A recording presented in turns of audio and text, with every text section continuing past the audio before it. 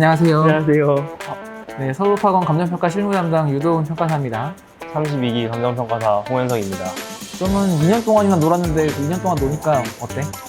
이제는 슬슬 취업을 하고 싶다는 마음이 좀 생깁니다. 이제 아마 올해 취업을 하는 이미 합격을 한 평가사니까 취업을 해야 되는 입장에서 상당히 지금 이제 취업 시장이 어떤지 뭐 이런 것들에 관심이 많을 텐데 제일 궁금한 게 어떤가요? 입사 설명회를 저 같은 경우는 이제 평일에 하게 되면 학교랑 이제 겹치는 상황이 또 생깁니다. 꼭 참석하는 게 맞는 일인지 한번 여쭤보고 싶습니다. 반대로 이제 회사 입장에서 입사 설명회를 왜 하는지 생각해보면 되게 편해지거든요. 빨리 자기들이 원하는 좋은 자원이라고 해야 될까? 그런 사람들을 뽑으려고 하는, 시간이 하루 이틀만 늦어져도 만약에 자기가 뽑고 싶은 사람이 있어도 이 사람이 면접을 안 오거나 전화를 해도 딴 데 가기로 했어요 라고 해버리면 이게 그 사람들 입장에서도 비용이기 때문에 그냥 걔네들은 그냥 빨리 하고 싶은 거예요. 근데 그래도 이제 수습평가사 입장에서는 많이 돌아다니는 게 이득이지. 합격을 하거나 하지 않거나 평가회사 가보고 내가 그 회사 간판도 보고 분위기도 보고 직원들 얼굴 표정도 보고 재수가 좋게 뭐 이제 담당자랑 이게 면담도 하고 하는 기회를 많이 가지면 가질수록 본인도 보는 능력이 생긴다. 매번 학교 가는 것보다는 거기 가는 게 더 낫다. 또 혹시 이사님들께서 원하시는 인재사항이라 할 게 혹시 있으신지? 우리 이제 평가 회사는 이제 결국은 이제 여기서 계속 붙어 있으려면 영업을 해야 되는데 결국 그 영업에 적합한 인물이냐. 여기 이제 자소서에다가 쓸 내용들이 사실 별로 없고 대학교 다니면서 뭐 하는 게 뭐가 있겠어요. 논거밖에 없잖아요. 그러니까 그 신나게 논 걸 쓰면 돼요. I보다는 이쪽인 친구냐 라고 하는 거를 조금 더 원하는 편이죠. 학점도 많이 물어봐. 학점 좋아야 되나요? 물어보거든요. 면접관이 대부분 다 제 또래들 40대 초중반이나 이런 사람들이에요. 우리 때는 학점 별로 안 중요했거든요. 그러니까 만약에 4.3 만점에 4.2가 나와 있잖아. 이 친구 좀 너무 공부만 열심히 한 거 아닌가? 이런 생각을 해서. 그렇다고 너무 높은데 일부러 깔 필요는 없잖아. 적정한 학점이 좋아. 그 다음에 뭐 자격증 다른 게 더 있으면 좋겠냐라고 질문 많이 하시거든요. 뭐 이렇게 컴퓨터 활용 능력이라든지 뭐 이런 거 있으면 좋겠냐라고 하는데 사실은 컴퓨터 활용 능력은 와서 배우는 거지 내가 활용 능력을 알고 가는 건 아니거든요. 근데 이제 이게 그래도 뭔가 이 친구가 시키면 열심히 할 것 같은데 이런 느낌, 착실할 것 같은데 이런 느낌을 주는 건 있다. 그런 거 정도라서 여기 학력 중요하냐고 써놨거든요. 학벌의 중요도. 우리가 합격자 분포를 보면은 우리 되게 대학교 출신이 엄청 다양해요. 모든 세상을 자기 기준으로 보잖아요. 그러니까 만약에 내가 그냥 A 학교를 나왔어요. 근데 A 학교에 있는 친구가 왔네? 그럼 얘도 잘할 것 같거든요, 왠지. 남들이 봤을 때 A 학교가 안 좋다고 해도 얘는 잘할 것 같거든. 이런 느낌이 있어가지고 우리는 학벌은 중요하지만 다른 일반적인 그 자격증이나 일반 취업에 비해서 다양하다. 그렇게 말씀드릴 수가 있고, 뭐 유예생, 동차생은 전혀 보지 않고 심지어 수석도 별로 안 봐요. 그러니까 수석을 하면 취업이 잘 되나요? 일단 취업이 잘 되는 그 요인이 있긴 있지만 그게 절대적이진 않아요. 점수 중요하지 않아요. 그러니까 커트라인이 50점일 때 60점을 합격하나 55점을 합격하나 50점을 합격하나 중요하지 않아요. 또 이 회사가 어떻게 돌아가는 구조인지를 좀 미리 생각하는 게 더 중요한 것 같아요. 수습평가사들이 평가 회사가 어떻게 돈 벌고 어떻게 하는지를 생각을 안 하고 다녀요. 그냥 난 합격했으니까 되는 거 아닌가? 이 생각이 기본적으로 있는데 그것만 좀 준비해도 내가 봤을 때는 되게 경쟁력이 있다. 딱 불러보고 싶을 만한 사람은 어떤 사람일까요? 그냥 멀끔한 사람? 그리고 사실 감정평가사라고 하는 이 자격증이 어느 정도 그냥 전형적으로 사는 사람들이에요. 우리 되게 순박한 사람들이 많거든요. 그러니까 순박한 사람을 좋아해요. 특이하게 사는 걸 선호하지 않는다. 취업 사진 이런 것도 조금 중요하겠네요. 사진도 잘 찍어야 돼요. 그래서 사진 찍었는데 막 저 뒤에 막 무슨 막 여행지 막 있고 막 그러면 안 돼. 정말 난 그런 거 봤다니까. 그럼 이제 가능한 방문해서 인사드리고 접수하는 게 좋다 이런 소문이 있는데 어떻게 생각하십니까? 인사드리는 거는 필요하지 않고 본인을 위해서 하는 거예요. 가서 보는 거거든. 그 다음에 회사에 뭔가 이렇게 이게 눈에 보이지 않는 그 뭔가 상층의 분위기가 있거든요. 그 분위기. 그런 걸 보면 내가 이 회사를 선택할 만한 회사인지 아닌지도 본인도 판단할 수 있기 때문에 나는 가는 게 좋다고 생각해. 그리고 한번 가봐야 내가 집에서 저기까지 몇 분 걸리나 정확하게 체크가 되지. 이거 너무 멀어서 못 오겠다. 이 생각할 수도 있어, 가다가. 여기 공고가 안 올라왔는데 우리 집하고 너무 가깝고 내가 평소에 독서실 다닐 때도 저 간판을 보면서 공부를 했어. 예를 들어서. 한번 가보는 거지 뭐. 혹시 채용 계획이 있으시냐. 뭐 잠깐 들어와 보세요. 커피나 한잔 할까? 이러면서 이제 말하는 거지. 그리고 자기가 자소서를 들고 이렇게 가도 회사에 자리에 안 되는 사람이 몇 명 없어요. 월요일 날은 일단 출근을 많이 해요. 금요일 날 가면 잘 없어요. 입사 지원서들을 좀 많이 봤습니다. 봤는데 이제 보면은 자기소개서가 딱 5글자 적혀져 있더라고요. 자기소개서. 혹시 이런 자유 형식일 때 어떤 내용들이 조금 들어가면 좋다고 생각하시는지. 사실 자기소개서가 그렇게 중요하지 않기 때문에. 근데 수습평가사가 영업을 잘할 수 있다고 쓰기도 어렵기 때문에 혼자 하는 뭐 영화 감상 뭐 이런 거는 하면 안 돼. 넷플릭스 시청 이런 거 최악이겠네요. 완전 최악, 완전 최악. 유튜브 감상. 유튜브 감상, 절대로 그런 거 안 물어봐. 자네 무슨 유튜브 보나? 이런 거 안 물어봐. 아, 근데 이제 요새 보니까 우리는 이제 회사가 좀 작다 보니까 좀 자유롭게 하는지 몰라도 큰 회사들은 조금 이렇게 면접 보는 그게 이제 몇 년 동안 거치다 보니까 어느 정도 면접에 대한 그 스킬 같은 게 생겼나 봐요. 그래서 실제로 일할 때 한 그 대처에 대한 뭐 능력이라든지 뭐 이런 것들을 물어보는 데들이 많은데 자기가 봤을 때 아무리 봐도 이 물건이 10억짜리 같은데 은행에서 15억을 요청한다. 넌 어떻게 하겠냐? 뭐 이런 거 있잖아요. 그런 걸 물어본대요. 저 같으면 15억이 절대 안 된다 싶으면 안 하는 게 맞는 것 같습니다. 대신에 그게 15억까지 안 된다고 말씀을 드리고 이제 좀 더 딜이라고 얘기하면 좀 그런데 좀 더 이제 안 된다는 걸 말씀드리고 다른 가격을 좀 더 제한을 드리는 편이 맞지 않나라고 생각을 합니다. 그러니까 지금 이게 이렇게 대답하는 게 가장 표준적인 그 수습평가사의 대답. 좋은 대답이요. 내가 생각한다면은 만약에 이 10억짜리인데 15억을 요구한다.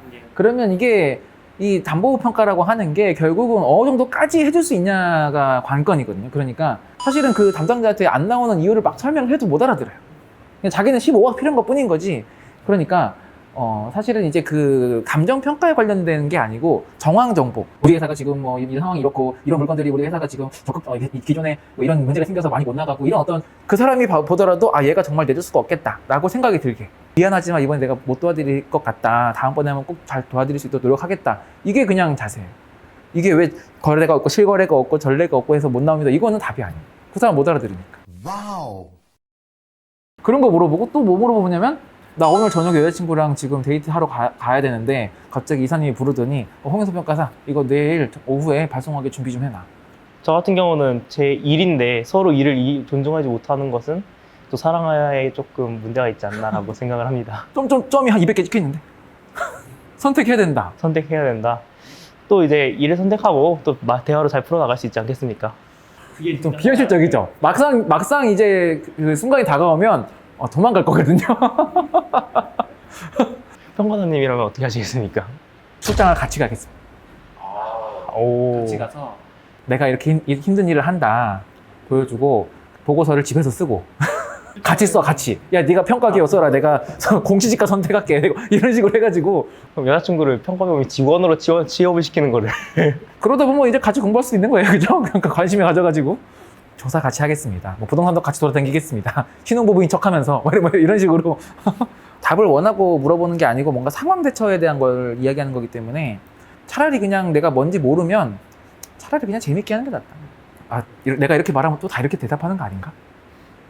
법인 중에서는 대형 법인 본사부터 시작해서 지사도 있고 그다음 또 중소형 법인들도 많이 있지 않습니까? 개인적인 의견으로 이제 어디가 좀 더 선호하시는지 여쭙고 싶습니다. 지사 같은 경우는 이제 큰 법인이 지금 13개가 있고 거기 지사까지 합치면은 거의 이제 뭐 한 300개 가까이 되거든요. 한 법인이 뭐 한 20개 지사씩 있으니까 그 젊은 평가사들은 대체적으로 대형 법인 본사를 많이 가요. 지금은 이제 약간 좀 나이가 조금 있거나 아니면은 지방 연고가 있으신 분들이 지사를 많이 가요. 요새는 이제 중소형 법인도 이제 채용 공고를 올리면은 많이 와요. 왜냐면은 대형 본사의 환상이 과거에 비해서는 많이 줄었거든요, 지금. 퇴사라는 비율이 높다 보니까 차라리 자기는 처음부터 개척지 같은 데 가서 일을 해보고 싶다라고 하는 그런 마인드가 있는지 모르겠지만 우리 회사도 지원을 많이 하는 편이거든요. 그래서 대형 법인 일반적으로 이제 일의 업무의 제한이 별로 우리가 업무의 제한이 없다는 거는 대부분은 다 담보평가 쪽. 담보평가를 할 수 있냐 없냐 이 차이예요. 그래서 자기가 만약에 이제 담보 쪽의 영업이나 이런 것들을 좀 열심히 하고 싶은 생각이 있다 이러면은 대형 법인이나 저희처럼 약간 금융기관 협약이 돼 있는 중소법인들을 가는 게 좋고 지사랑 본사를 가리지 않고 그 다음에 자기가 지방 연고가 좀 있어서 난 지방에서 일하고 싶다거나 아니면은 큰 회사보다는 작은 오피스가 좋다라고 하는 분들은 지사. 또 본사랑 서울 본사랑 수도권 지사랑 또 느낌이 완전 달라요. 본사는 그냥 여러 명 평가사가 모여있는 그 조직이 아주 큰 조직. 그 하는 영업의 패턴이나 이런 게 다 다른 그런 사람들이 여러 명이 모여있는 그런 곳이 대형 본사고 지사는 일의 어떤 그 범위가 좀 작아요. 뭐 담보, 보상, 뭐 몇 가지로 좀 이렇게 제한되거든요. 중소형법인도 담보도 많이 하지만 대부분은 뭐 이제 일반 시가나 아니면은 뭐 이런 것들 많이 하죠. 어디가 더 좋아? 저는 아직 제가 젊은 나이여서 그런지 대형 본사를 좀 그치. 선호하고 일단은 뭐 있습니다. 이렇게 목걸이도 좀 걸고. 예. 그리고 또 막상 보면은 생각보다 지방의 지사나 중소형법인 같은 경우는 사실 일손이 좀 부족하답니다, 오히려. 홍영사 평가사가 만약에 저기 지방 지사 끝에 가가지고 저 좀 취업할게요라고 하면 웰컴하지. 웰컴하는데 강원도는 우리도 뽑고 있어요 지금. 우리도 뽑고 있어. 오세요. 이거 영상 보신 분들이 강원도 오세요. 강원 공기 좋고 물 좋고 하려면 다 하는 거지. 본인이 이제 원하는 곳에 못 갈 수도 있다는 거죠. 취준생의 입장에서 평가사님 생각하시기에 좋은 법인이라고 생각하시는지 내가 할 수 있는 일을 내가 할 수 있게 해주는 회사인지 이런 것들이 있어요. 그러니까 어느 정도 자기의 영업할 수 있는 환경이나 이런 시간들을 보장해 주는지 이런 거에 대한 부분도 분명히 있거든요. 그 비슷한 동년차들끼리의 그 급여 수준이 차이가 금방금방 나요. 그러니까 급여를 많이 받는다는 건 그만큼 자기가 일을 열심히 자기를 위해서 한다는 거거든. 그런 회사를 가는 게 좋아요. 나를 위해서 일을 할 수 있는 회사. 그 꿀팁 하나 말씀드리면 어디 법인에 가야 되냐라고 물어봤을 때 감정평가사 협회 그 홈페이지 들어가서 평가사 협회사 검색을 해보세요. 평가 그 법인에 소속돼 있는 평가사들 명단을 볼 수가 아마 있을 거예요. 아주 많은 나이 많은 사람과 젊은 사람이 있고 중간층이 없다. 이런 법인은 사실은 별로 좋지 않아요. 왜냐면은 이게 중간층이 다 나갔다는 거거든. 인구 분포가 어떻게 돼 있나 법인별로 이렇게 하면은 그래도 적정한 이 항아리형이 제일 좋다. 또 이제 상당히 궁금해하시는 분들이 많이 있더라고요. 평가사 연봉. 예. 내가 강의 때도 말씀드렸지만 이제 평가사 그 급여가 기본급, 처리비, 출장비, 인센티브 이렇게 네 가지예요. 거기다가 이제 만약에 회사가 잘 되면은 상여. 기본급을 기준으로 보면은 수습평가사는 작아요. 뭐 한 거의 뭐 최저시급 정도? 그러니까 200에서 250 사이, 250 내외가 이제 기본급이고 수습 1년 동안. 그 다음에 이제 소속 1년 차가 되면은 하천 때 한 초중반이 제일 많고, 그 다음부터는 이제 재계약할 때마다 이제 올라간다고 치면은 한 뭐 2, 300이나 많게는 5, 600 이렇게 올라가는 건데, 대체적으로는 한 6천 정도? 뭐 회사마다 다르겠지만 5천에서 6천. 그러니까 기본급으로 1억, 2억 주지 않아요. 기본급은 한계가 있어요. 처리비 인센티브인데, 처리비는 이제 회사마다 차이가 있는데, 자기가 이제 담당하는 그 자기 일을 하니까 처리를 할 거 아니에요. 처리를 하면은 입금되는 그 수수료에 뭐 적게는 3%에서 많게는 5%, 10%? 이 정도까지. 그러면 자기가 예를 들어서 뭐 5억 정도 처리를 했다라고 하면은 뭐 3%라고 치면은 1,500? 이렇게 되겠네요. 근데 뭐 그렇게 되는 거고, 그 다음에 인센티브는 이거는 정말 상한이 없죠. 인센티브는 상한이 없는데, 출장비도 있구나. 출장비가 이제 근데 출장비는 이제 그 업태에 따라 달라요. 본사냐 지사냐. 지사가 좀 많은 편이에요. 시외 출장이 많으니까.